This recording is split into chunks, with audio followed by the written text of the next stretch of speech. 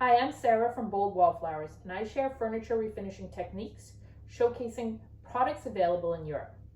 Today I will share with you how you can use Borma Wachs two-part wood bleaching solutions to remove deep red and brown pigments quickly and easily. You start by mixing component A, the bleach base, and component B, which is the activator, in a 2-to-1 ratio. You can use a simple kitchen scale to mix this correctly, and ensure you use a plastic container only, as metal can react and heat up dangerously.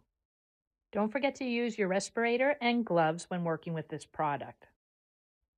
Then simply brush on the wood bleach, ensuring full coverage, and leave it to react. There is no rinsing or neutralizing of this product. It does, however, require a drying time of 48 hours for full chemical reaction to occur. Here you can see the shift in tone already on the board on the left, which is the control board, versus the board on the right, which we've treated with Borma Wachs two-part wood bleach. In the end, I did 2 coats on the piece of mahogany, as well as 2 coats on a piece of beech and walnut wood. The final results were quite dramatic. The red pigments were removed and the wood tones shifted towards a pale straw look.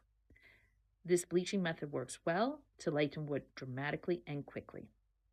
It isn't, however, advised to use this method for heavy tannin woods, such as the mahogany. As you can see in the final result, it was rather gray in tone. I'd advise watching my video on how to bleach using hydrogen peroxide for tannin-rich woods. If you found this video helpful, please hit that like button and don't forget to subscribe.